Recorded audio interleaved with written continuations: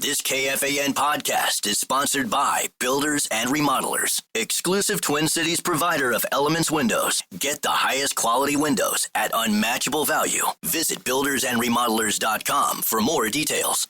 This podcast is supported by Talkspace. When my husband came home from his military deployment, readjusting was hard for all of us. Thankfully, I found Talkspace. Talkspace provides professional support from licensed therapists and psychiatric providers online. Military members, veterans, and their dependents ages 13 and older can get fast access to providers, all from the privacy of their computers or smartphones. I just answered a few questions online, and Talkspace matched me with a therapist. We meet when it's convenient for me, and I can message her anytime. It was so easy to set up, and they accept TRICARE. Therapy was going so well, my husband and I started seeing a couples therapist through Talkspace, too. Talkspace works with most major insurers, including TRICARE. Match with a licensed therapist today at Talkspace.com/military. Go to Talkspace.com/military to get started today. That's Talkspace.com/military.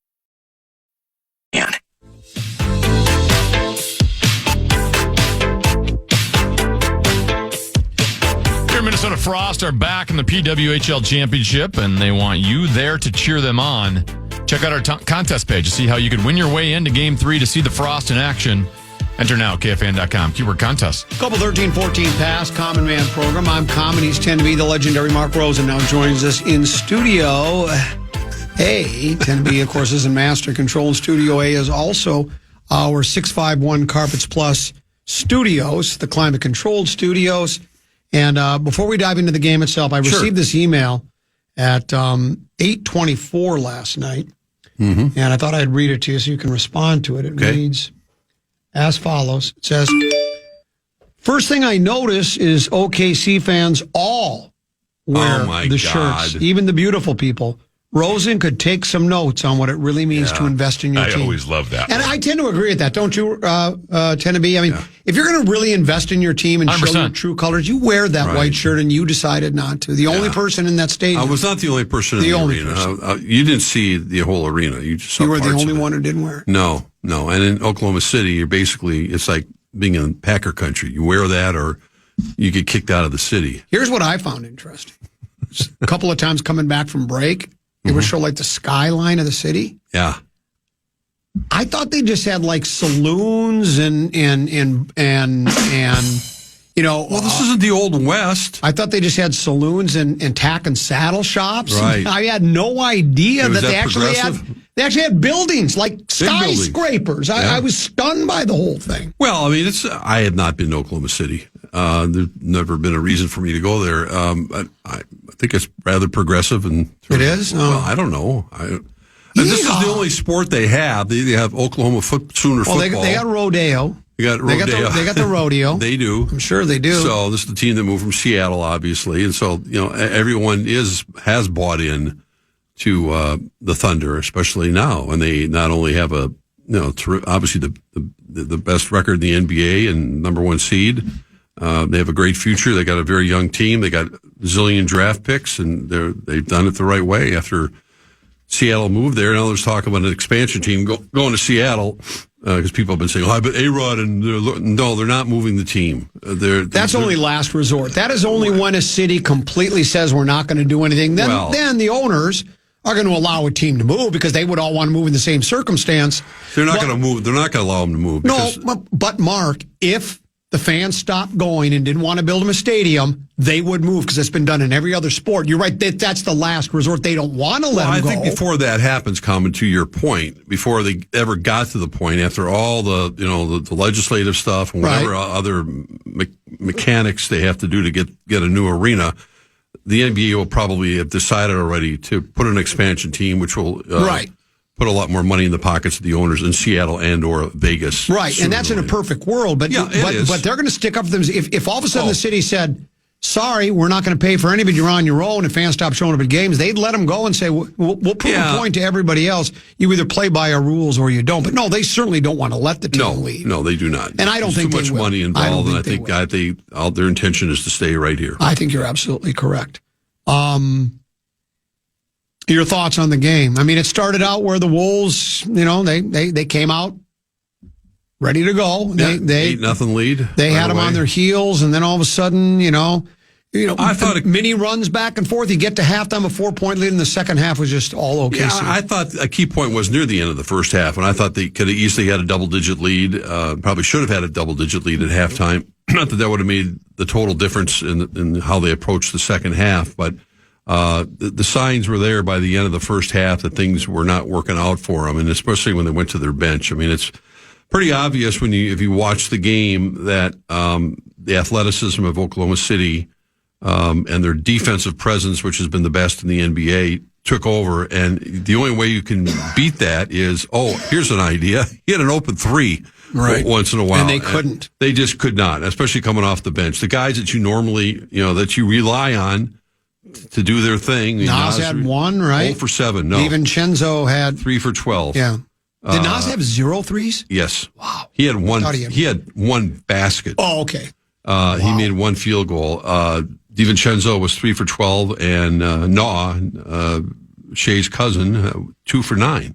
Well, I'm not saying that's your ball game, but that's the way Oklahoma City plays it. They will give you that shot, and these are guys that are obviously been very capable of knocking them down at a pretty high rate.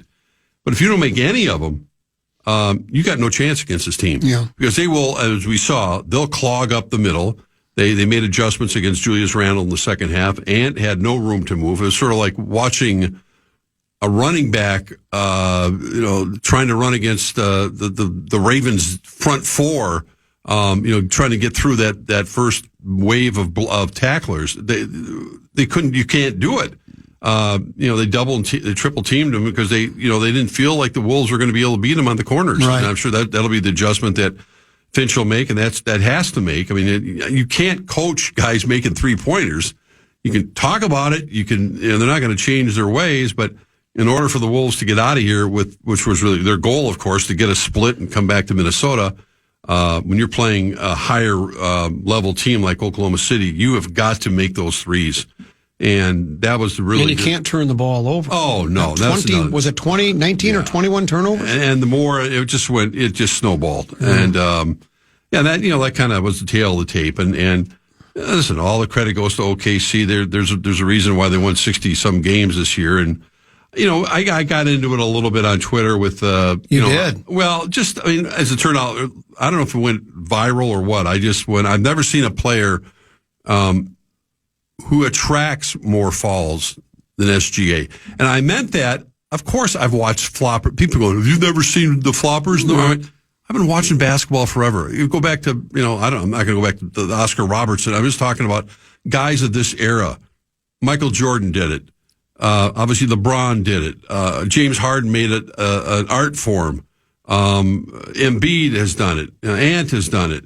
But my point was that no one does it quite the way that SGA does it, where he's falling down sometimes as he's trying to initiate contact or even before contact's initiated. But I've never seen a player on the ground as much as he does. Yeah. It gets on. And I'm not suggesting that some of them aren't legitimate falls, but some are not. That's true. And that's not the reason they lost last night. And I try to make that very clear to these people from Oklahoma City who are all over my back today. Were they on you? Oh, and it's like, you've ever watched basketball? They don't know who I am. I don't care. It's not a big deal. I wasn't, they call you names. They do this, they do that. Listen, I'm not going to buy into your stuff, but I just want to tell you that you're missing my point. And one guy completely got it. And he talked about SGA. Stay away from that social media. Oh, no. I wasn't. I wrote one thing last night, and that's what it turned out to be. Just don't respond. No, that's what they want. They trolling. Yeah, they do. Of course they do. But and he's gonna. He and Joker, one of the two, are going to win the MVP award. Holmgren, our guy, got off to a slow start. That he played awfully well in the second. He was bad in the first half. He admitted as much. Yeah, he was nervous. And he played really well. He did in the second half. He 6 for 9 and 7 he had a couple rebounds. of key slams. He had a 3. Made some played well defensively. Blocked a few shots. Had some key boards. He was really, really good. And Oklahoma City, they're a physical team defensively, and as soon as they were feeling their oats, they can grab and clutch and do all that. And I'm not saying that shouldn't be allowed, but you got to play it both ways. That's all. And I think that's playoff basketball. But what's also playoff basketball are the adjustments you make. And I don't know if it's something we watched the Wolves mightily struggle in Game 1 when they lost at home to Golden State. It looked like they hadn't played the game. That was after 5-6 days off. Happened again last night, even though they cautioned against it. But as you mentioned, Common, they got off to a good start. It wasn't like they had a bad first half and they forgot to play the game, unlike the Golden State game. They were leading. Again, it should have been, to me, a more significant lead, but then it just all fell apart. Well, and that's why, I talked about at the beginning of the show with Tennessee today, there's always this, and they're just storylines because they're easy, and it's brought up at every single series. If one series, before the final, before the semis, or before the conference finals, or even the NBA finals, if one team wins 4-1, has a lot of rest, the other team is a tough 7-game series, it's always what's better, rest or rust. And everybody, I think the prevailing wisdom was, this is really going to be an advantage for the Wolves. They've been able to rest and do their treatments and everything like that. And it took so much out of the. And I think that's pure poppycock. I agree with you. I think it because look at the way the game was. The Wolves rested, played well in the first half. You would think the Thunder would even be more worn out by the second half, and they were. But these are all young guys in their prime of their careers. That's just it. They're all well conditioned. We talked about what they have: the hot tubs, cold tubs, lukewarm tubs, everything. I just think that's negligible for the most part. And I think we saw it last night. I agree 100%. And Oklahoma City, they're young and they don't know. They're not going to be tired after a 7th game against Denver. No, I mean, in theory, it could take a toll if this thing goes 6-7 games. Maybe that'll be the case, but they're playing every other day. And for whatever reason, playoff basketball is a different animal. And you can practice all you want, but you can't duplicate game conditions. And they duplicated their performance pretty much for Golden State, except now they're playing a much better basketball team. Yeah. And now I'm saying they have to, if they have a chance at all in this series, they have to win tomorrow night. Well, yeah, I mean, look at this. LA was struggling until they got Doncic. And they played a team against an aging LeBron James. Just wasn't much, Wolves don't have to apologize for winning. No. And then they played an aging Steph, Buckets, and Draymond, and Steph missed 4.5 games. This is definitely, obviously, it's a step up. The team with the best record in basketball. They've been number 1 in defense all year, number 3 in offense. They've got the MVP, who, more likely he's going to win the MVP. They've got size. They play defense. Yeah, they do. They're physical. They run 10 deep. That makes a difference. I don't think it's a huge difference if you're playing 8 against 10, but it makes a difference. It certainly does. Well, and their style and brand of basketball, they're suffocating defensively. Holmgren, I think, said it best last night in his post-game remarks. He talked about how when you've got other guys behind you playing defense are going to give you help, that you can go ahead and play aggressive defense, knowing if he does get around me, I got a guy back there, because they play hard-nosed and the Wolves do too. Defense, that's why early in the year when teams were jockeying for position, I certainly wasn't predicting that the Thunder was going to win the whole thing, but I said, I like a team like this because you know me, I love defense, and I think it makes a big difference. And they, from almost the beginning of the year, were the best defensive team in the league. And when you can play defense and frustrate the other team, like, look at Ant yesterday. He's your guy that can go off for 25, 30, 35, 40 points. He ends up with a very pedestrian 18, and I think there was some frustration from him because he just couldn't drive to the hole. They stopped the gaps. He didn't even, did he take 13 shots? He even used an expletive last night. And what, in the fourth quarter, did he take was it just 1 or 2 shots? I think and they're not going to win a lot of games if he's only taking that few shots. It kind of gets back to my original point. I mean, you're going to, he's not the only one. Obviously, Julius Randle was knocking down a bunch of threes early on. He hit, 3 or 4? He was brilliant in the first half. He was the one that kept him in the game. He did. And he was very comfortable from the outside. And then Oklahoma City made its adjustments, but that's where you're using your bench when guys that are getting paid handsomely to make 3-pointers from the corner, because OKC will give you those shots all day. And until you make those, when you make those, if you do, then suddenly, guess what? They have to put a guy or two out there to put a hand in your face, and then the middle of the floor will open up. And then that maybe, Ant can do his thing, but they have to work in concert. And, you can't have a night like that in any situation. And honestly, it was almost embarrassing. I mean, for Naz Reid to go 0 for 7 and DiVincenzo, I don't know what's happened to his shot. I love watching him play. He's aggressive on defense. I thought I saw Finch say something. He thought they kind of hurried things. They didn't take, and I think maybe they did a little bit. I think they did at times. It's the finals of the conference. You're playing a really good team. You get a little quick on the trigger instead of taking your time. That's where those sloppy turnovers occurred too. The Wolves shot under 30% from three-point range. Right. And I think it was 51 three-point attempts. That's the most in franchise history in a playoff game. And you would think, it's ridiculous. Now, here's what I'll say if you want me to ducky and bunny it up. Yeah. If they take 51 tomorrow, I think they're going to make more than 29 point, whatever it was, 4%, whatever. Yeah, I think they'll make. Now, they might not, but my guess is they will make more. If they don't, it's going to be a quick series. Yeah, it's over. Yeah. I mean, you can come back and win a game or something, but if you're trying to win a series to get yourself into an NBA championship, man, it comes in. It starts with every individual. Look how they're defending hand. Yeah, he had no chance at that point. He tried to beat his man, then as soon as he went to the bucket. Yeah. Two Thunder guys were right there to bottle him up, and he had to take this fadeaway jump shot that he wasn't comfortable with, and he doesn't have any problem, as you know, as we know, driving to the hoop and then dishing off to Nas or DiVincenzo in the corner because they are open. They're sitting there. Those are not impossible shots. These are shots that they have to make.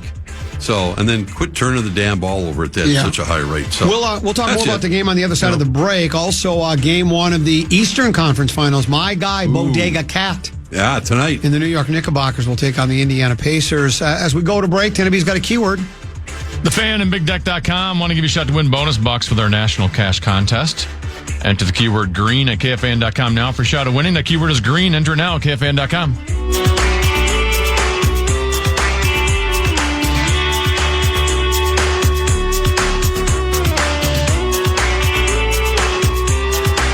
You can't rely on blind faith to get the pregnancy support you deserve.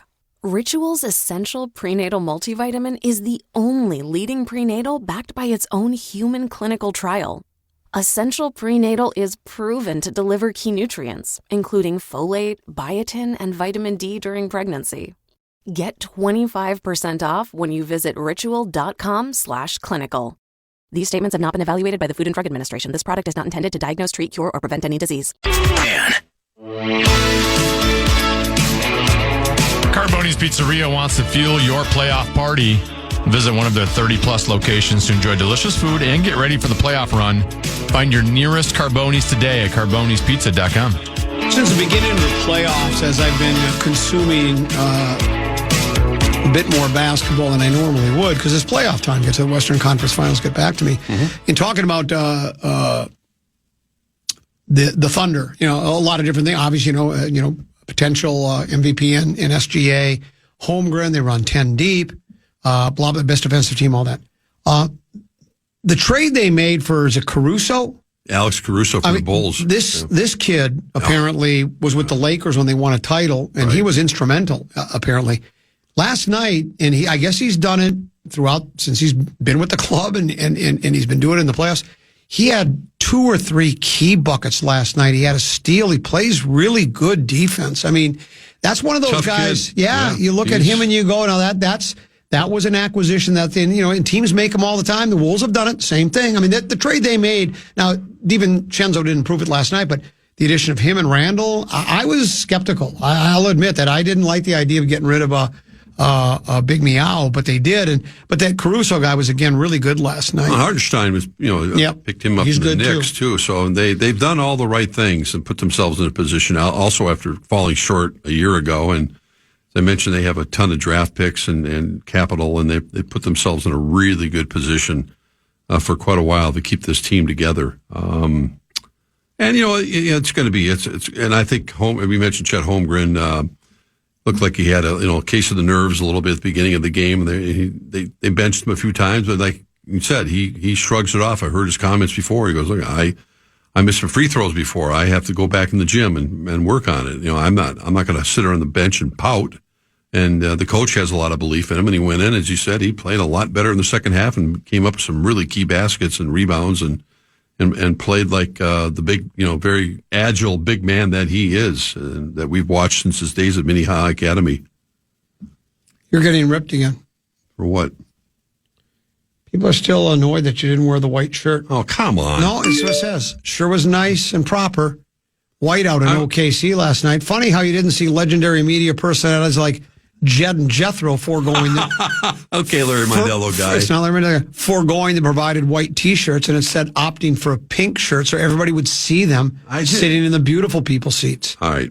Rosie, maybe watch Game 3 at Manny's at the bar and give your seats to somebody who will unite with the people. First of all, I'm sitting instead of making everything about themselves, I'm not Mark. doing that Larry Mondello guy. It's not Larry Mondello guy. I'm going to be sitting in my media seat, which I'm not allowed to wear. That night you Well, I didn't know until 5-something that I was even going to be in that seat. So sad, really. Yeah, it's very sad. Twins, by the way, just won 6-5. They did win.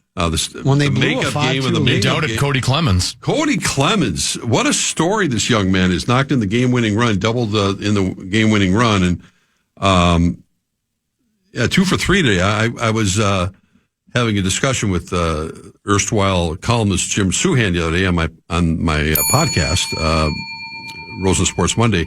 I asked him about Cody Clemens, and he goes, well, he felt that, listen, it's a great story right now, especially with Wallner out, especially with Buxton out and Correa out, and the kid's getting a chance to play at second base in the outfield, and he's doing everything right. But once they say they get the book on him, he'll watch what happens. And he's only, again, his average is up to 283. He hasn't had that many at bats, but man, he's come up with some clutch hits, and obviously he got the big one today, bottom of the ninth. So the Twins, after winning 13 in a row, having that streak snapped, are back at it, and they're going to, I think... You like this club, don't you? I knew I was waiting for that. Someone asked me that the other day when came up to me at a restaurant and said, Common's about to say to you, you like this club, don't you? But you do, I can tell. There's, you're talking about it more energetically. Well, I'm more energetic, and I saw Dave St. Peter this morning. I had an appearance at the Dunkers Club with Joe Schmidt. We talked about our careers. It was a lot of fun.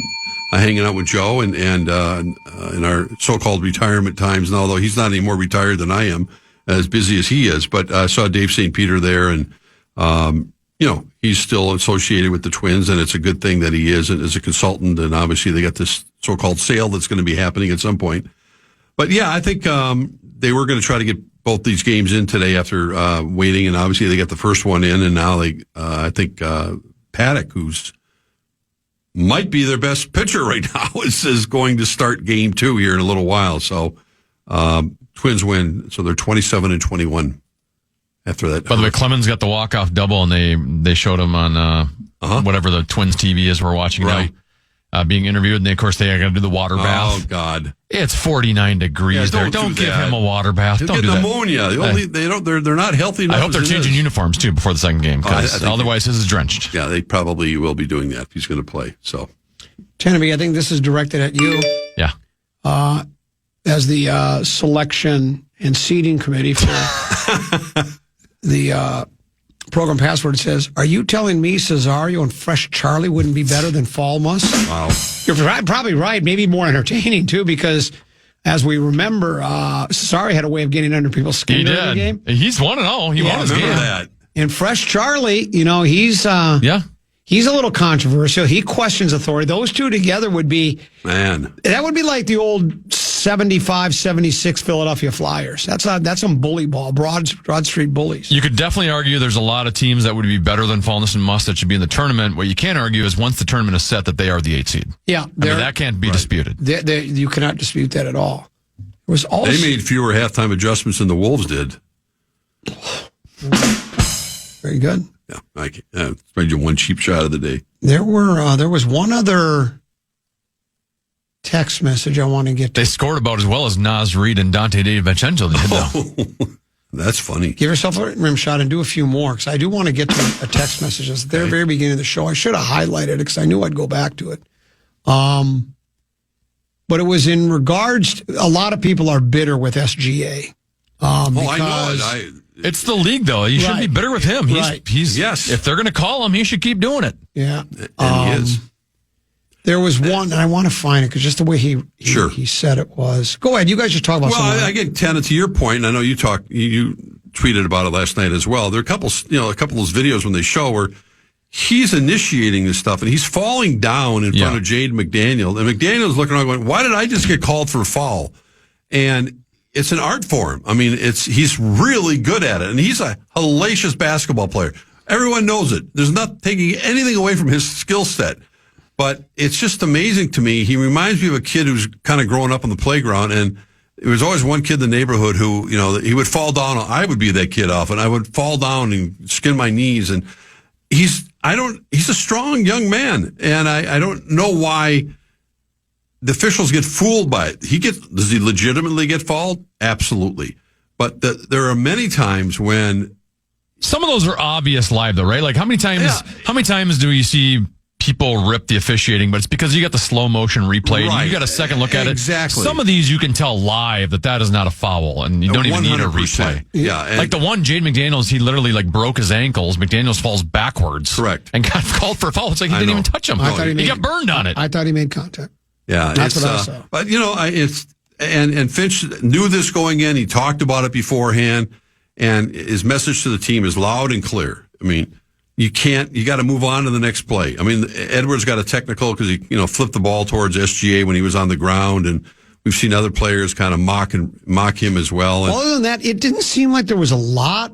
They didn't argue vociferously while they were in referee's face. I think they sort of heeded what Finch had said. Well, and couldn't because he had a technical right away. He was going to get ejected. This one says, the fouls didn't make a difference, but I will say Shea is the most unwatchable superstar and is the main reason why the NBA is unwatchable.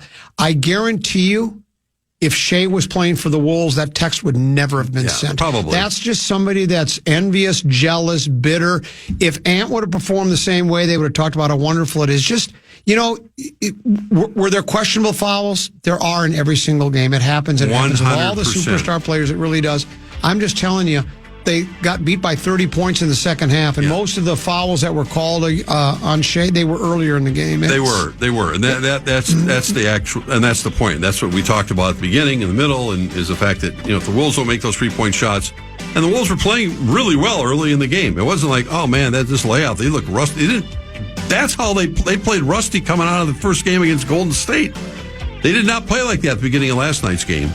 Then it just all fell apart. We'll take our final break, come back with one last segment to go. It's the Common Man program with Common, 10 to B, and Mark Rosen here on The Fan.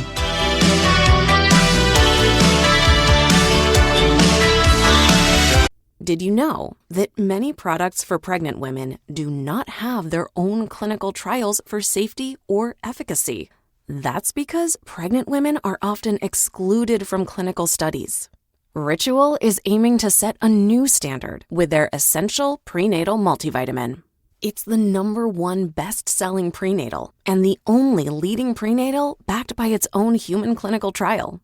Essential Prenatal is proven to deliver key nutrients, including folate, biotin, and vitamin D during pregnancy.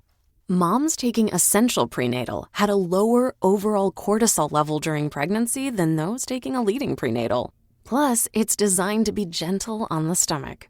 Ritual doesn't just have your back. They have the receipts. Get 25% off at ritual.com/clinical. These statements have not been evaluated by the Food and Drug Administration. This product is not intended to diagnose, treat, cure, or prevent any disease.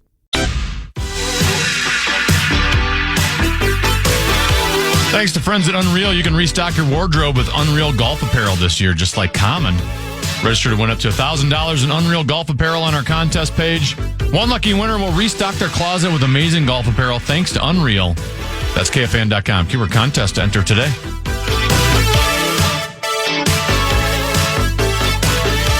Oh, trust me, I've received a lot of negative reaction, a lot of name calling, too. People that What's that? don't have an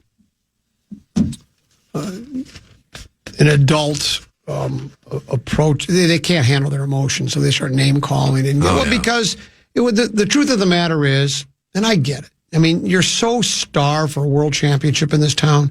And, the Wolves got so close last year when they got to the Western Conference Finals. And, after the way you watch them steamroll an aging Lakers team and an aging Warriors team without Steph, you're thinking, we're going to beat the Thunder. We're going to win, and you thought, it doesn't look like, you thought for sure it was probably going to be Boston coming out of the East. Or Cleveland.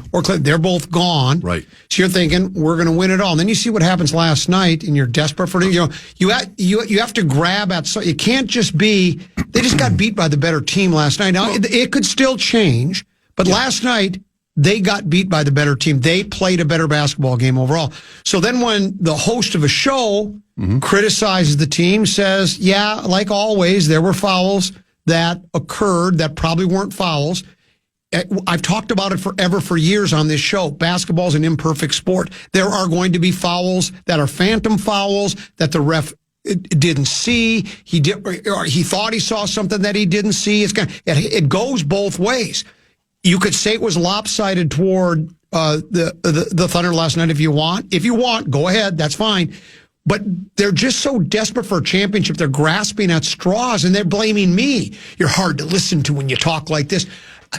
It's hard to say positive things about the team when they played like they did last night. Did you watch the game? Yeah. They shot under 30% with 51 3-point shots. Right. They didn't attack the basket. They couldn't slow down Holmgren. They couldn't slow down Shea. They turned the ball over. It had fouls. Had a minuscule effect on the game last night. It just didn't. Let's repeat. Again, Oklahoma City was a 7-point favorite last night. So the Wolves were not favored last night. I don't know what the point spread, I assume, would be about the same tomorrow. I haven't looked it up yet.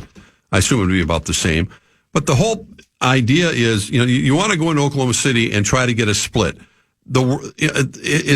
The series isn't over. It's even Shea said after the game, we're not playing a 1-game series. It's a 7-game series. The Wolves lost the first game to Golden State, and they won the Golden State. They won 4 in a row after and we know this is going to be a lot tougher series. But here's the thing: you have another opportunity. So whatever happened last night has no bearing on what's going to happen tomorrow night. We've seen that time and time again.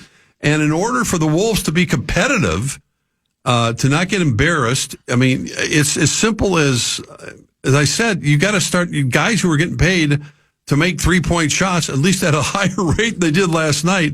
And those are the guys in particular coming off the bench that, Naz, that's his specialty.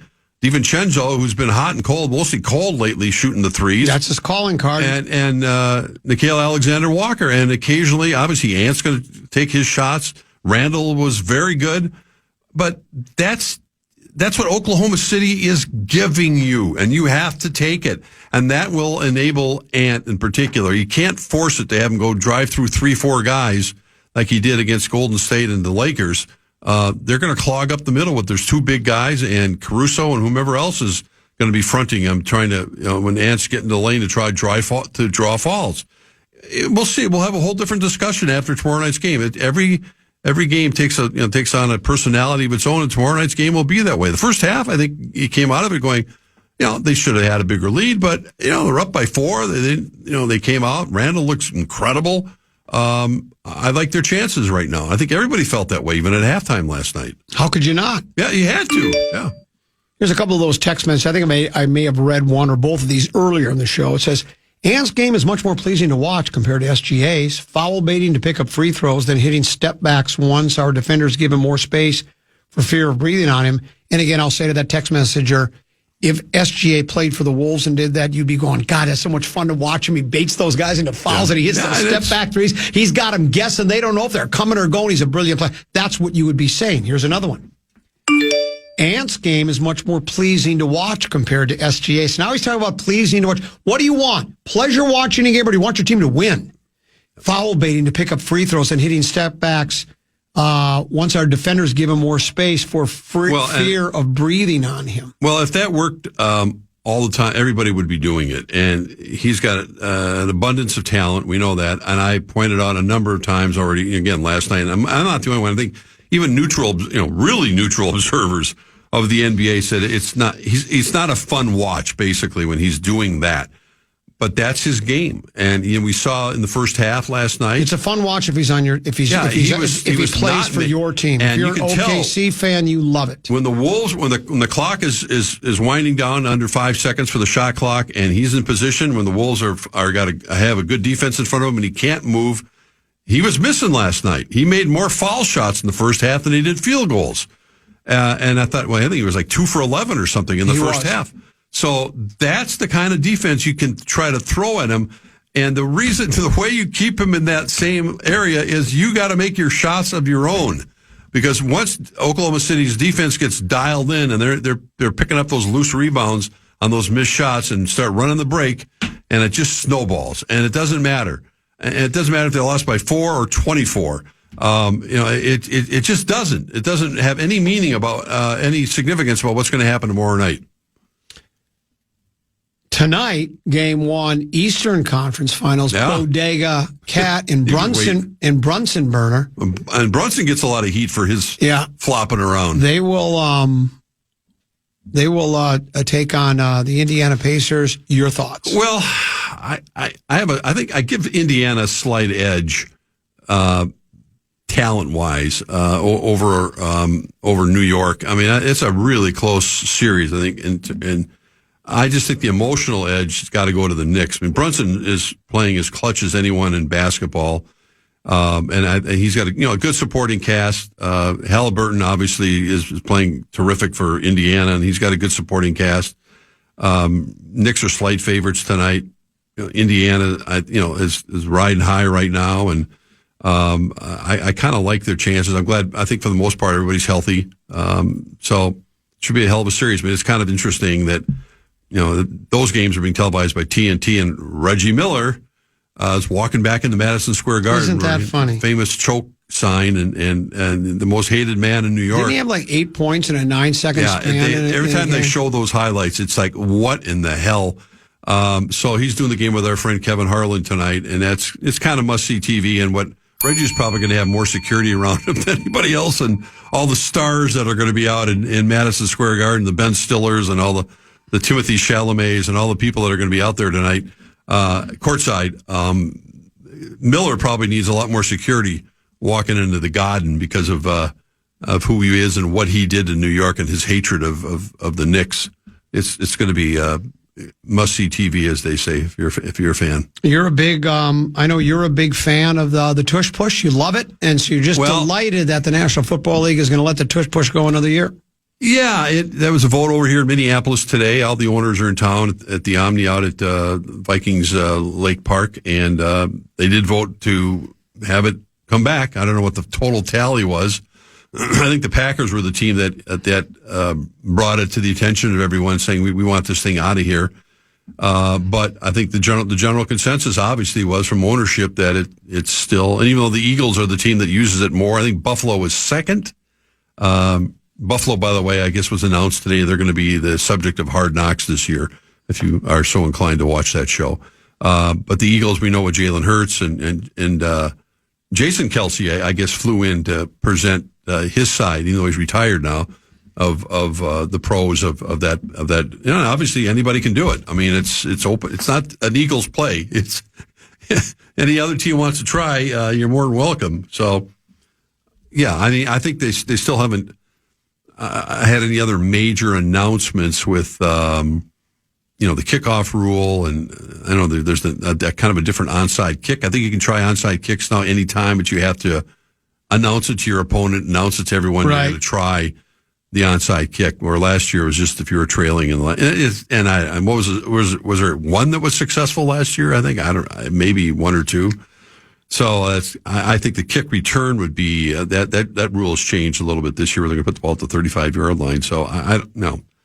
Otherwise, I don't think there's any big news that's going to be coming out of these meetings, other than the fact that the owners, I'm sure, were not happy that it was raining for the last 2 days, even though they were inside most of the time.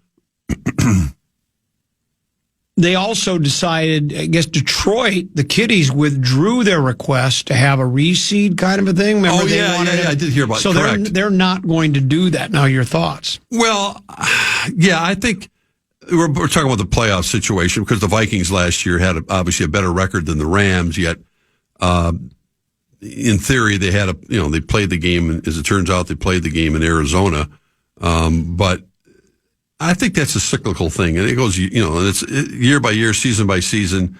The NFC North last year was very strong, and the Vikings obviously had a better record than some divisional winners, but they're not going to change it. I'm okay with that. I don't, trying to get too caught up to where the game is played, and because year by year things, it just changes. Sometimes it works out really well, that the fairness part of it. Other years it doesn't, but I didn't see any crying need to change what's working for him. So I don't know how you feel about it. I like it the way it is. Yeah, I do too. I don't really have any problem with it. It's. It would have benefited the Vikings last year at 14-3. Yeah. It would have been. I don't know.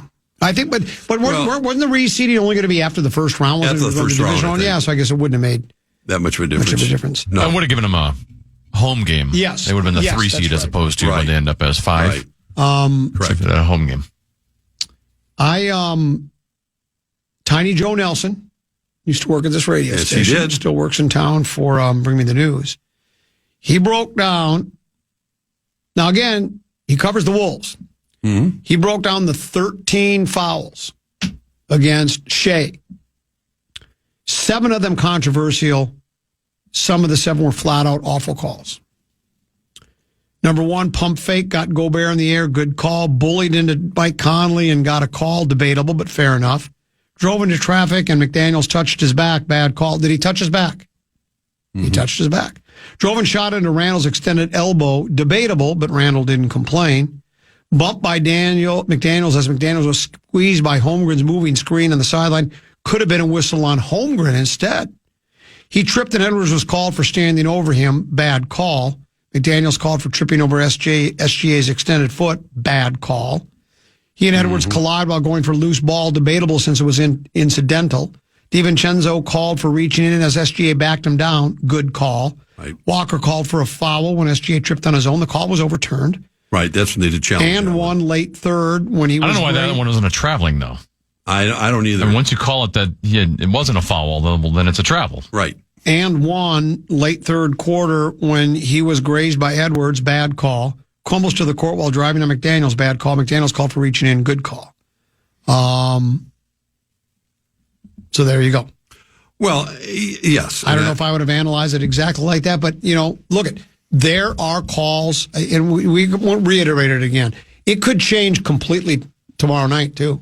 It could be where SGA doesn't get as many calls. There might be some iffy calls that the Wolves get in their favor.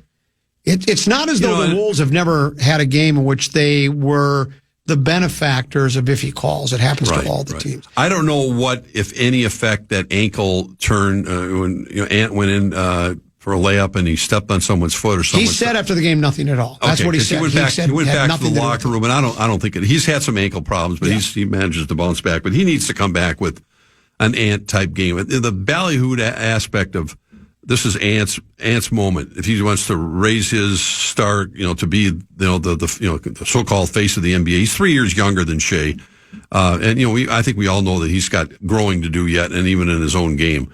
I think the Wolves, when you look at what Mike Conley's situation is right now, and Rob Dillingham played a couple minutes in garbage time last night. I think the Wolves need another guy, whether it's Dillingham or someone else, to help break down defenses in the middle. I mean, I just think that Conley's time is growing short here, and as much as he offers in terms of leadership and a calmness out there, they need a guy who can break defenses down.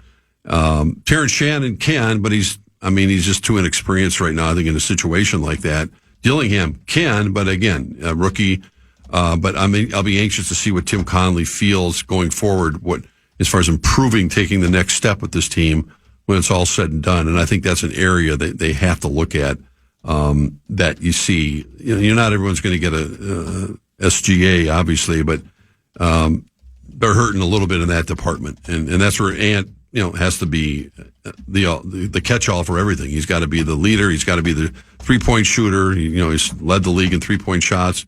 He's got to be the guy that drives through the lane. And, he's got to do it all right now. And he didn't do it all last night and didn't get a lot of help from his teammates. Your Frost Club, I watched that game last night. They lost in overtime. I saw the highlights, yeah. It's too bad. Well, no, I'm saying it's too bad they lost in overtime. Just kind of dismiss them just like that? I didn't dismiss them. No, it's too bad. No, it is. What channel were they on? They were on FanDuel Sports Network. Yeah, they have FanDuel Sports Network. Okay. Okay. Yeah. All right. You didn't bother even to... Well, I knew game started at 6. Yeah, I know. They had 90 minutes. That's what I watched, the 90 minutes of that. That's good. Then when they went to an intermission, I turned it on to the Wolves game, and the Wolves game was about 2 minutes in. So I watched all the Wolves until the hockey came back, and then I kind of went back and forth. I was making dinner in my air fryer last night. So during that time. Is that really making dinner? Kind of. Well, you have to throwing make stuff sure in the air fryer? Well, you have to make sure that it's, the thickness of the chicken breast, the panko chicken breast is such that you want to make sure that when you cut it open that it's, there might be a little pink, and I want to make sure that it's done right. Cooking with Mark, you should add that. I'm thinking about it. To your podcast. I'm having a lot of fun with that. Yeah. So, yeah, I was busy making You'll be salivating when you see it. You'll be. Western Conference Finals. Right. The PWHL Finals. Yeah. Is that what it is? Is it PWHL? PWHL, yes. So it's 2 out of 3? And 3 out of 5. 3 out of 5. Okay. I don't know. Maybe you ought to subscribe to Good Game with Sarah Spain. I do. Oh, listen. Why don't you do that? And he's just missing. Oh, it's no, I'm not. I'm. Well, first of all, watching the Lynx a lot. They have only been on a couple times, but that's it. I've been watching Lynx basketball, so looking forward to that. But yeah, we're not going to see you at the X on Saturday, are we? I'll be at the. You make your way to St. Paul for what? For the hockey game? Frost, yeah. No, Game 3. No, I'll be at Game 3 at the Target Center. Well, what time's that? 7:30. Yeah, Frost game's at 4. You can do both. You can do both. Double header. I'm coughing. You're choked up. I'm choked up. No, of course I wish him well.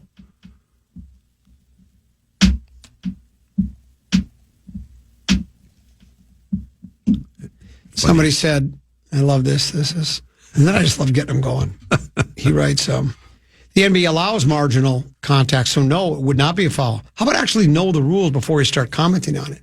Then, of course, what I said back to him, define marginal What's contact. marginal? Marginal contact is up to the referee. Yeah, so he decides what's marginal on. So it's a gray area. I know the rule, but marginal contact, again, that's up to the referee to decide what's marginal, what's not. It's in his judgment. Was that marginal contact, or did that contact affect the player's route to the basket, his shot, whatever the case may be? You can say the call was wrong, but according to the official, he must have thought it was more than marginal contact. Yeah. So you can make the argument all you want, but it's not what you think. It's what the referee thinks. And that's what he called. I know all about the marginal. So I had to tell him, marginal contact is a gray area. It's up to the official. Get with it before you text me. Yeah. He says, know the rules before you comment. Know what the what the definition of marginal contact is before you text me telling me I don't know. I know all. I see all. I'm Nostradamus. You're all knowing. Huh? And there'll be a different officiating crew tomorrow night, so you don't know how they're going to look at things. So, and that they have those meetings, and Chris Finch does his best to politic. He's been doing it already, and the players do, and. Yeah, it's a tough sport to officiate. I don't subscribe to the theory that it's killing the game. If anything, I think it's refreshing that we have some different teams in there, and that includes even the Knicks, with the biggest market. But we have an Oklahoma City, we have a Minnesota, we have an Indiana. It's not the same old, and that includes the Celtics. Obviously, if they had the Cavs got in there, even though they've won with LeBron. A different team, so and the ratings have been terrific. So I don't know. They got a Stanley Cup hockey game tonight. They got Edmonton. Who is Paige Beckers play for now? Dallas Wings. So somebody sent me an email that said toward the end of her second career game, the announcer started going over. Let's go over Paige Beckers' career stats. She was 2 games into her career. 2 games into her career. Let's go over her career stats. That's funny. It is good. You got ripped again. For what? Rosie has been watching the Lynx a lot, and they're only 2 games into the season. Well, yeah. I mean, a lot over the years. Oh, I see. My God, people are so literal. Well, they're doing it to me, too. They're trying to get me going. They're trying to troll me. Who have they beaten in their first 2 games? Well, they beat Dallas, and they I can't remember who they won the first game against. We'll see you tomorrow at 2? Second game. Right. See you tomorrow at 2? Yeah, I think I'll be here. Tanami, thanks for having me. Hey, great job. You as well. We're back at noon tomorrow. Big Ticket JG there next year on The Fan. I'm a fraud. Yes. Listen back to any of Common Man's programs by podcasting on the iHeartRadio app or KFAN.com. This podcast is supported by Talkspace. When my husband came home from his military deployment, readjusting was hard for all of us. Thankfully, I found Talkspace. Talkspace provides professional support from licensed therapists and psychiatric providers online. Military members, veterans, and their dependents ages 13 and older can get fast access to providers, all from the privacy of their computers or smartphones. I just answered a few questions online, and Talkspace matched me with a therapist. We meet when it's convenient for me, and I can message her anytime. It was so easy to set up, and they accept TRICARE. Therapy was going so well, my husband and I started seeing a couples therapist through Talkspace too. Talkspace works with most major insurers, including TRICARE. Match with a licensed therapist today at Talkspace.com/military. Go to Talkspace.com/military to get started today. That's Talkspace.com/military.